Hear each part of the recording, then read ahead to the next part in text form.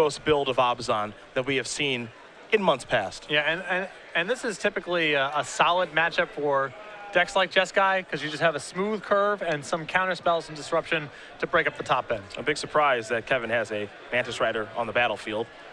On the other side of things, though, Dean does have a Siege Rhino, a Satyr Wayfinder. Looks like maybe a Dromoka's Command is on the stack. A couple of lands here from William as well. Kevin's got all the colors of mana base. Looks like he's casting a Stoke the Flames right now. No damage necessary, given the Mantis Rider providing 1 red. And the Mystic Monastery providing the other. Here's a Hero's Downfall. I think we might have been seeing a block here. Perhaps. I feel like we're mid-lethal attack. All right, yeah. Figured it out, yep. Kevin was trying to have the Mantis Rider block the Siege Rhino and Stoke it to get off the table. Hero's Downfall kills it. The way trample damage works, all gets assigned to Kevin. That's 4 points damage. Satyr Wayfinder coming across, that's the 5th point. We're on game 3. Well, that's where we're going. Game number 3 here between Kevin Jones and William Dean. Kevin going to take a moment here, it appears, as they get ready for game number 3. So we will find some time to talk about some Magic Origins cards. Fire one up. I want to talk about Languish. Okay. I like Languish. Of all the cards that we've talked about so far, this is the easiest one to just say, hey, this is going into a standard deck that already exists. Because with the new Flip Planeswalkers, it's very unclear where those cards are going to go. You don't know if they're going to spawn new archetypes. It's very unclear if they're going to go into existing archetypes as well. You know, a card like Nissa, which is already pretty popular, even though that card seems like it's going to be really good, I don't really know where that goes. I don't know if it slides into Abzan when Courser and Den Protector and Death Mist Raptor are cards. I think it slots in pretty easily to Devotion Shells. Okay. Because you already kind of want that effect, and you also want some big game punch when the game drags out, and this is good at both stages. But we know this card is going into Abzan.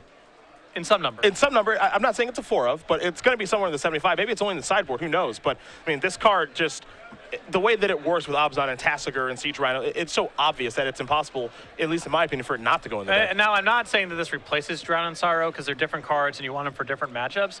But you've seen plenty of matchups, you know, Jeskai aggro, for example, where you have Drown in Sorrows in your sideboard. It's really good against a portion of their deck and not good against another portion of their deck.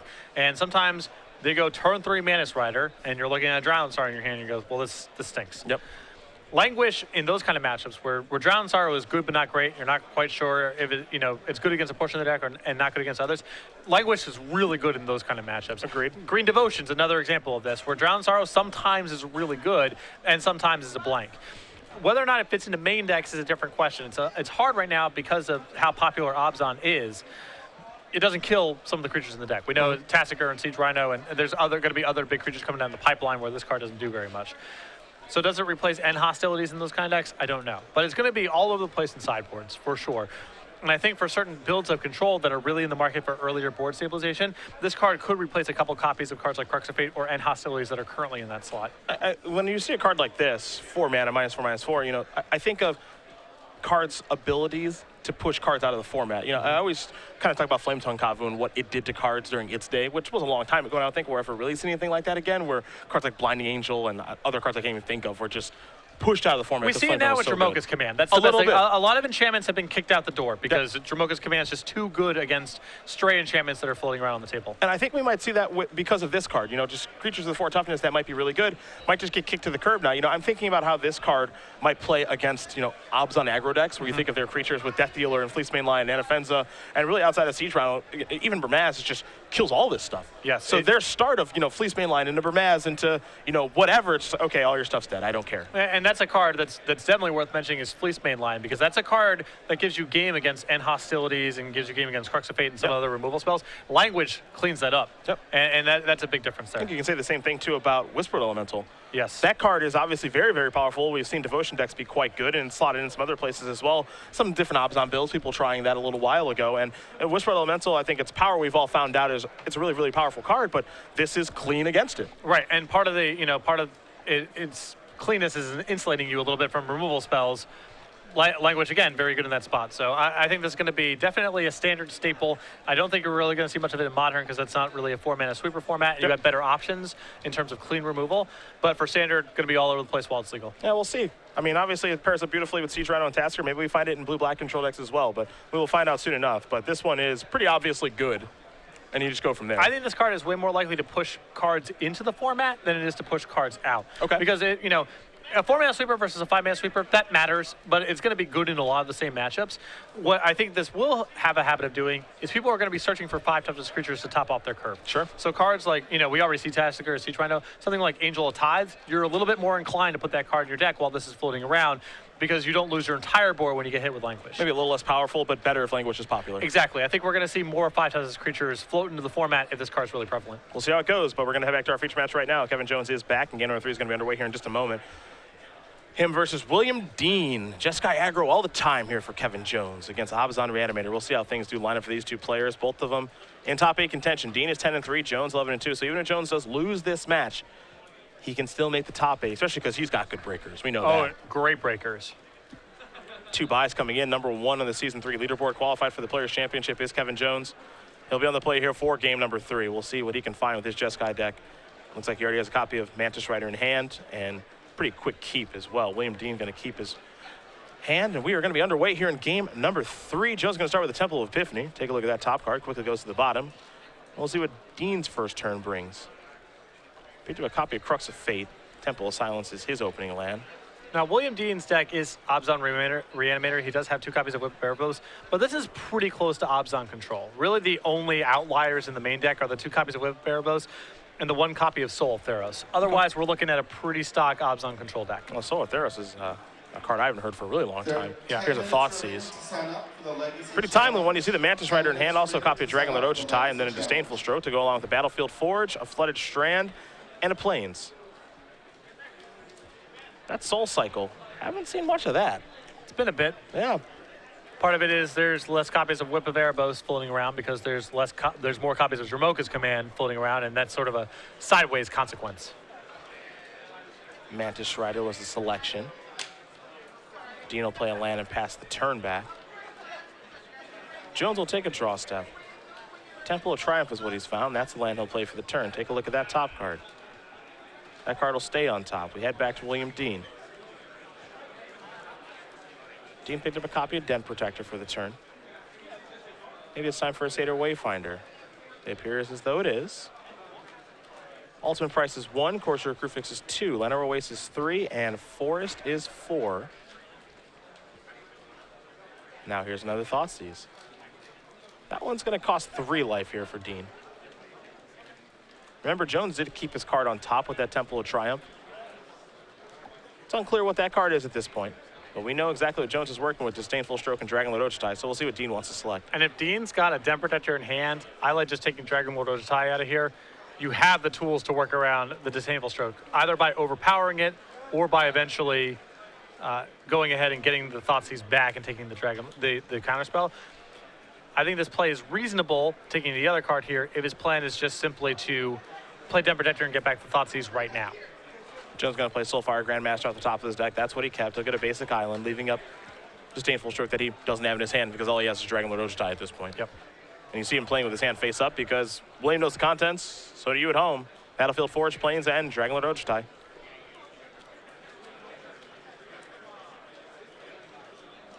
So we're going to head back William Dean's way. He's done a nice job of slicing and dicing his way through Kevin's hand. We'll see what Kevin can put together here outside of that Dragonlord Ojutai. Did prioritize Soulfire Grandmaster pretty high, keeping it on top of the Temple. Might just be better than a random draw, though. I think that's part of it, too. And he did have Disdainful Stroke in his hand at the time. He didn't know that it was going to get Thoughtseized away. I think it more than anything else, it's just more powerful than his average draw. There's a Windswept Teeth. Dean will sacrifice that, go down to 14. You might have a Siege Rhino on the way here in just a second.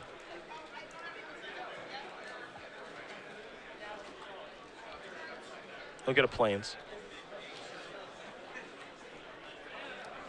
If he doesn't have an answer to Dragonlord Ojutai ready to go, then I still question whether or not I would have taken the Disdainful Stroke out of that hand. Because with Den Protector, it feels like he can work around that fairly easily. Jones will untap. He'll draw a card. Another Temple. There's land number 5. Here's Dragonlord Ojutai number 1. Dean knew that was coming, so, you know, if that hits him, it's his own fault. Yep. It looks like he has Hero's Downfall and Crux of Fate in hand, so he's got a couple plans. Okay. It's unclear if he has land number 5 at this point. I don't believe he does. He can leave up Downfall, He can cast Den Protector and allow himself to get hit once, though that is quite risky. I don't want to get hit ever by Dragonlord Ojutai. You kidding me?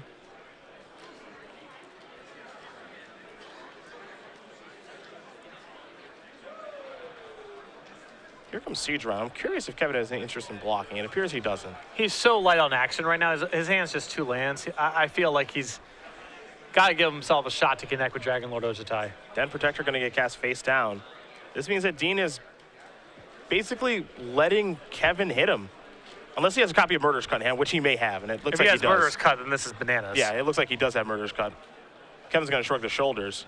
Yeah, and this is a cut. So this is a giant beating. Yeah, this is excellent then. Yeah.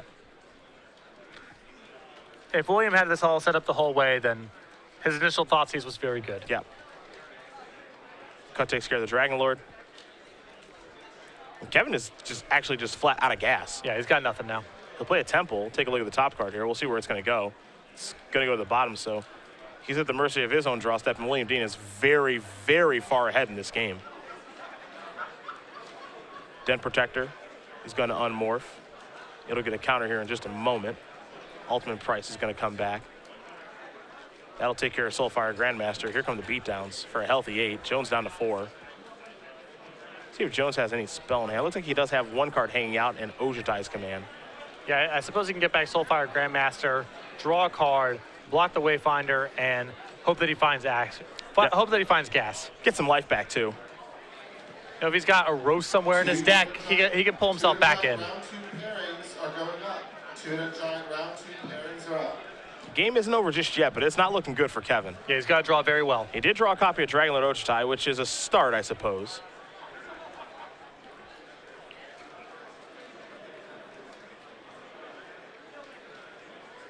Dean without a land to play, so he'll just pass the turn back. Jones will untap and draw. Battlefield Forge, Dragonlord Ojutai, and didn't get a great look at his draw step there. It's actually a copy of Stoke the Flames.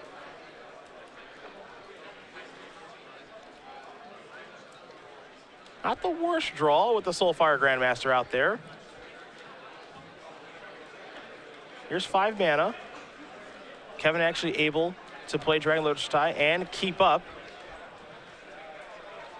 the Stoke the Flames. Yep. Things getting a little interesting now. Trying to make a bit of a comeback.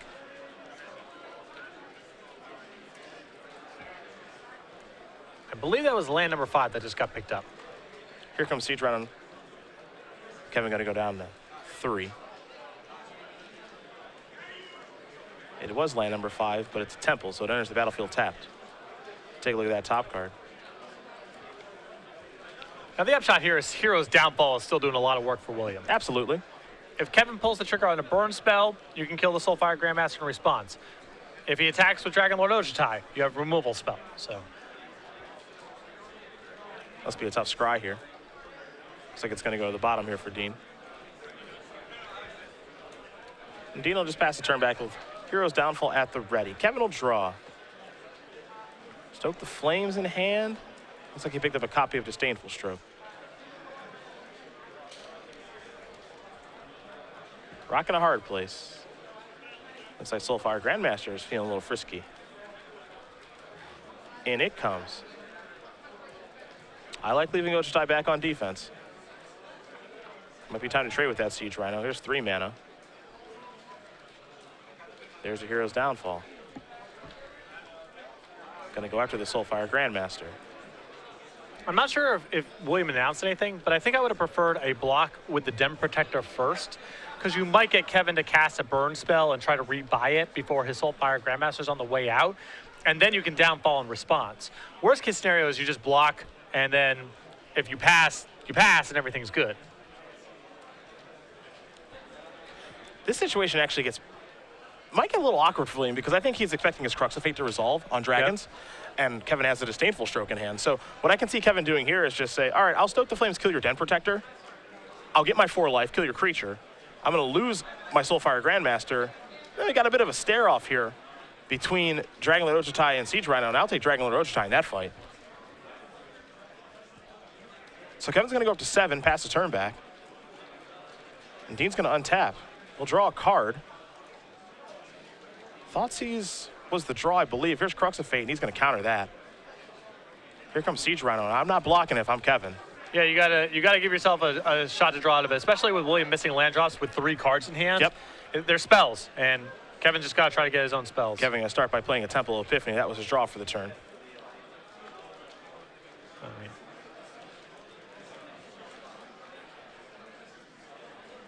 William's showing another Crux of Fate, but that doesn't mean anything. That doesn't mean anything at all. Kevin could draw a removal spell for Siege Rhino. Yeah. And then we play on. Yeah, if I draw a Roast, I'm still alive. Here's an attack. He could draw Dig Through Time and be ahead. That's also true. Take a look at the top 3 cards.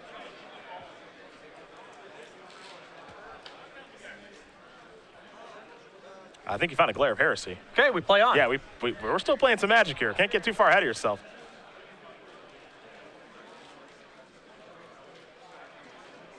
Actually, a Valorous Stance may have been found. Interesting on what to select there.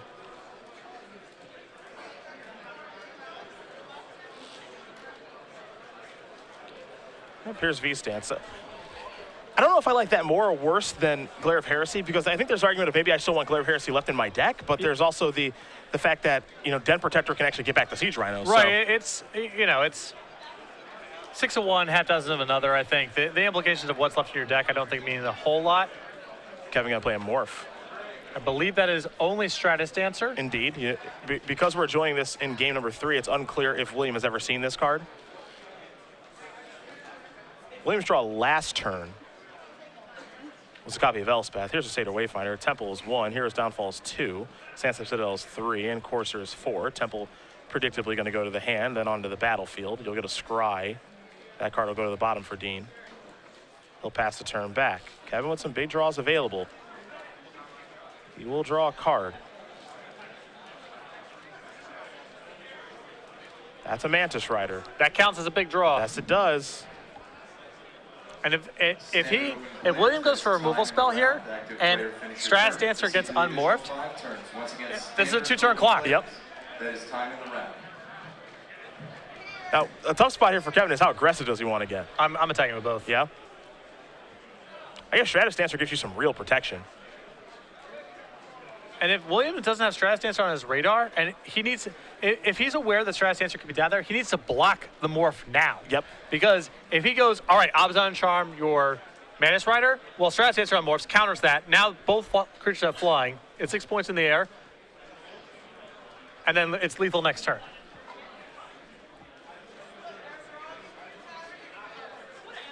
He just needs to chump block the morph right now. Assuming he's aware of what it could be. Things got a little difficult here. Some timely draw steps here from Kevin. I suppose, in theory, it could be Ash Cloud Phoenix. In theory. It would make sense for Kevin to put it, I think it's reasonable Kevin would have put it down the previous turn because he was facing down a 1/1 Watt 3 life.